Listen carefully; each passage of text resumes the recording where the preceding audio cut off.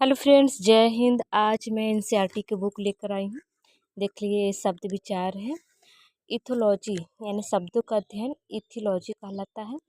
ये शब्द विचार है। मैं आज शब्द के बारे में बात करूँगी। शब्दों का वर्गीकरण यानी शब्द के कितने भेद होते हैं उसके वर्गीकरण के बारे में ये पूरी बुक है। ये बुक में पूरा देखिए रचना के आधार पर, अर्थ के आधार पर, प्रयोग के आधार पर यहाँ पर शब्द दिया गया है। यहाँ पर है आपने क्या सीखा। तो चलते हैं, आपको मैं बताती हूँ शब्द के बारे में। शब्द दो या दो से अधिक वर्णों के सार्थक समूह शब्द, सार्थक समूह को शब्द कहते हैं। दो या दो से अधिक वर्णों के सार्थक समूह को क्या कहते हैं? शब्द कहते हैं। शब्दों को चार भागों में बांटा गया है। यहाँ पर देख सकते हैं, लिखा है शब्दों को चार भागों में बांटा गया है। उत्पत्ति के आधार पर, रचना के आधार पर, अर्थ के आधार पर और प्रयोग के आधार पर। उत्पत्ति का इन सबों का भी अलग अलग पार्ट है। उत्पत्ति के आधार पर भी चार है: तत्सम शब्द, तद्भव शब्द, देशज और विदेशी शब्द। तत्सम शब्द वे शब्द हैं जो कि संस्कृत के मूल शब्द हो, जो कि संस्कृत के मूल शब्द हो, जिससे कि उसमें कुछ बिगड़ा स्वरूप नहीं हो, उसे तत्सम शब्द कहते हैं। तद्भव शब्द वे उसे कहते हैं जो कि संस्कृत के बिगड़ा हुआ स्वरूप हो, जैसे दुग्ध के दूध। दूध क्या है? तद्भव शब्द है।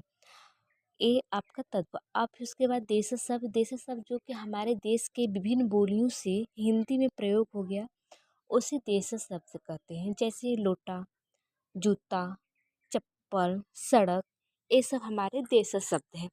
ठीक है। अब हम आते हैं विदेशी शब्द। विदेशी शब्द हमारे हिंदी में प्रयोग होने लगा, उसे विदेशी शब्द कहते हैं। विदेशी शब्द जैसे स्कूल हो गया, बस हो गया, सिनेमा हो गया, ये सब विदेशी शब्द हैं। अब आते हैं हम रचना के आधार पर। यहाँ पर देखिए लिखा है रचना के आधार पर। रचना के आधार पर तीन प्रकार के शब्द होते हैं। एक होता है रूढ़ शब्द, दूसरा यौगिक शब्द, तीसरा योग रूढ़ शब्द।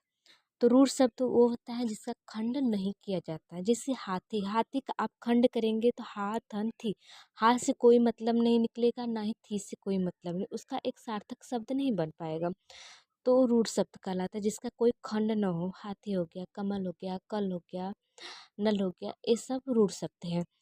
अब यौगिक शब्द। यौगिक शब्द उसे कहते हैं जो कि क्या कहा जाता है, यौगिक शब्द उसे कहते हैं जो कि दो या दो से अधिक शब्दों के मेल से बनता है, उसे यौगिक शब्द कहते हैं। जैसे रसोई घर, रसोई घर, पाठशाला, रसोई प्लस घर, तो रसोई घर अलग अलग दो शब्द हैं। अब पाठशाला, ये भी यौगिक शब्द है। योग रूढ़ शब्द, योग रूढ़ उस शब्द उसे कहते हैं दो या दो से अधिक शब्दों के मेल से बना, लेकिन वो तीसरे पर, किसी तीसरे पर इंगित करता है, उसे योग रूढ़ शब्द कहते हैं। जैसे में गजानन, गज है आनंद, अर्थात कौन है?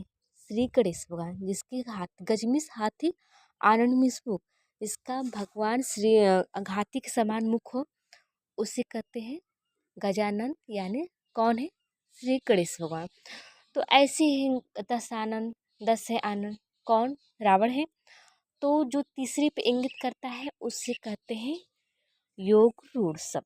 और जो दो या दो से अधिक शब्दों के मिलकर बना उसे यौगिक शब्द कहते हैं, और जिसका खंड या टुकड़ा नहीं हो उसे रूढ़ शब्द कहते हैं। अब आते हैं हम प्रयोग के आधार पर। प्रयोग के आधार पर शब्द दो प्रकार के होते हैं। यहाँ पे देखिए लिखा है प्रयोग के आधार पर।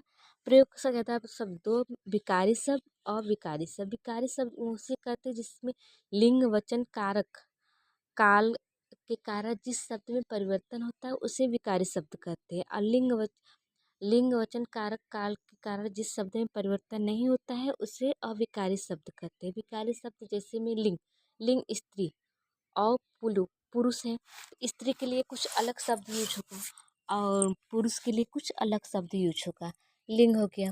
वचन, एक वचन के लिए कुछ अलग शब्द यूज होगा और परिवर्तन होगा शब्दों में।